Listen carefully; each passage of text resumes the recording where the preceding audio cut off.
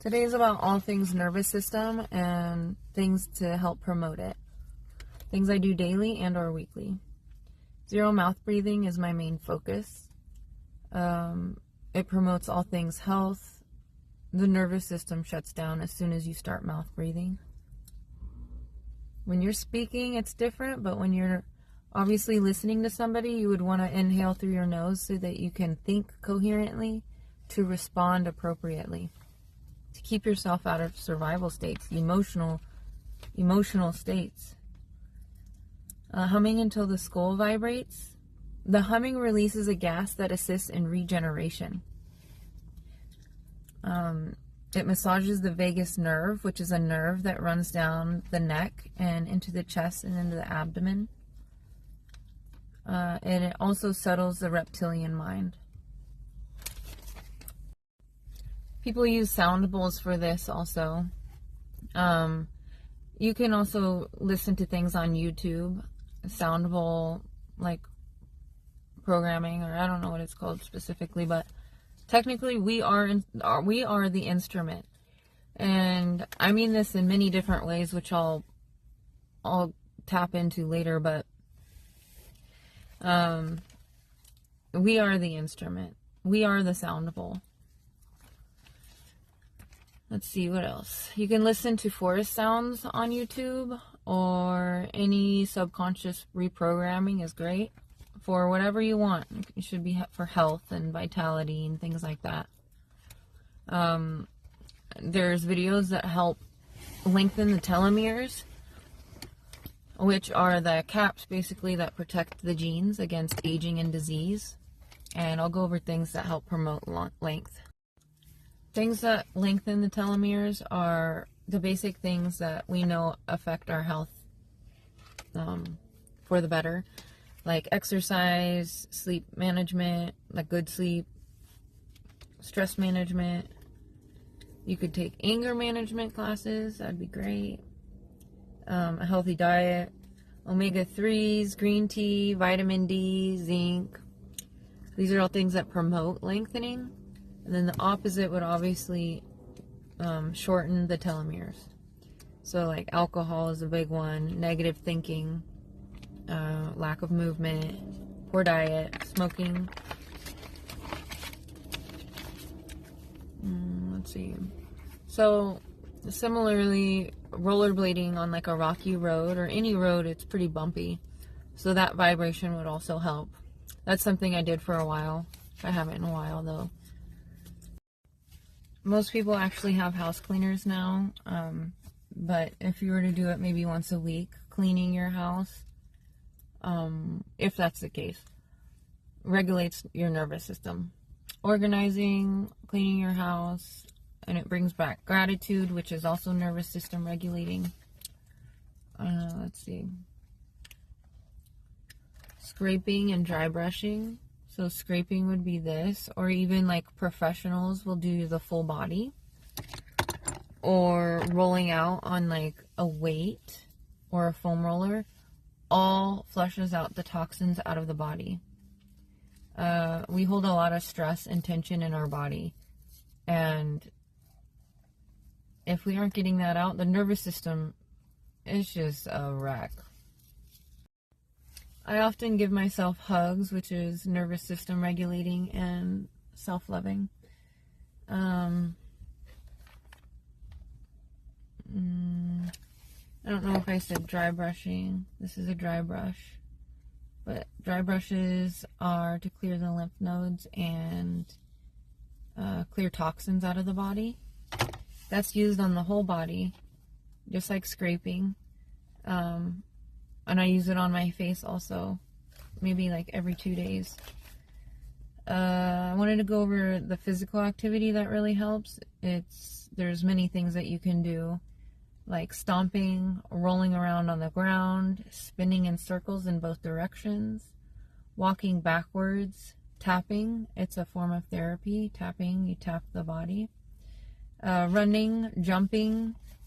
Rollerblading on a rocky road does the same as the vibrating.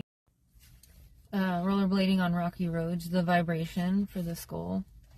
or the body in general, or those machines that vibrate the whole body. That's really good for the body too.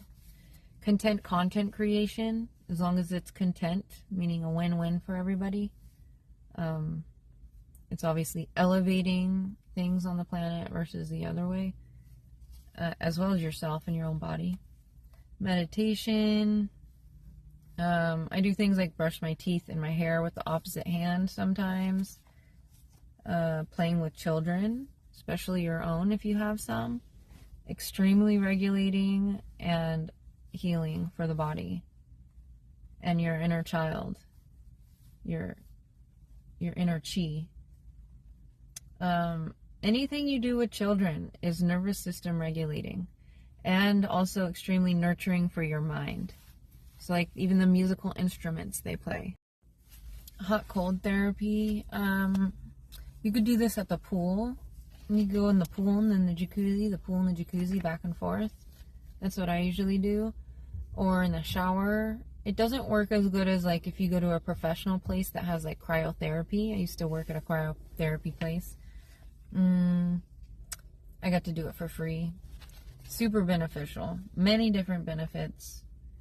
But also like saunas, right? It's the opposite. Doing both is very good for you.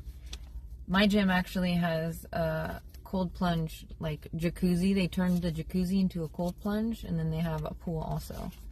So it's pretty cool. It's not up and running yet though. Let's see. Painting is a really good one. It can get costly, buying the paint and the brushes and the canvases, but it's really good for the mind. Also, so if you can't paint, you can color. You can buy a coloring book and crayons, and you can color. That's usually what I do when I'm unable to paint. But working with colors, staying artistic in any way. It can be drawing. It could be sculpting. You know, anything. Also, yin yoga. So it would be like poses where you sit in a pose for 3 to 5 minutes, contently breathing, focusing on your body. That regulates the system so well. That's one of my favorites to do. Not watching. The most important but most challenging for everyone, I feel, is avoiding drama and or watching it on the news or TV shows or family members. Any toxic relations that you nurture and you stay in is shutting down your nervous system. It's 10 times, I want to say 1,000,000 times worse having toxic relations with people who you love and you know versus just random strangers out on the street. Because that's what I have to deal with. I don't deal with family. I deal with strangers. Strangers projecting on me. And me voicing my side. Me saying and speaking a mirror to them. Nurturing a love for yourself is going to be you having a healthy relationship with yourself. You won't have facial and body dysmorphic disorder. If you love yourself, you will not keep it. You wouldn't keep it. Every hit is your nervous system getting shut down. Is you making yourself look older. Is you manifesting these things in your sleep because you're so stressed out over how you think you look. This is the number one nervous system shutdown, is self-hate to self-sabotage to self-loathing. This is the cluster B. This is the cluster B personality in action. This is how they think. They don't love themselves. The narcissist does not love himself or herself. They don't. If you mentally feel disempowered or apathetic or like you don't have purpose or it's just like you're in a bad mood all the time, the more you invest in these habits and you stay true to them, I know everyone says, oh, I did that the first half of my life. It got me nowhere. It didn't do anything for me. What is this bliss people talk about? It's a compounding thing. Like year after year, like it builds. But if you stop and you act like it didn't benefit you and you just don't like the process anymore, it's like of no value, or it's a seasonal thing, it will never work. It will never compound to affect your form. It's year after year. Like, oh my God, a daily veggie drink a day. Every day, every day, every day. When you're doing these mundane things, as they say, you have to remind yourself of why you're doing it. Like, that's what keeps me doing it. Like, it's something you can't see, nervous system health, like, but you can feel it. That's the thing. And to empower the mind, we can do it through the feeling of the body. The body has to feel empowered for the mind to feel empowered. So this is why, like, people with money and, like, they've done it all, they don't understand. Their mind's like, oh, why are these people so cheerful? Why are these people such in a good mood? I don't get it. It's because they care about their body and their feeling. They're training themselves to do it. It's just like a dog. You were trained to be in a bad mood.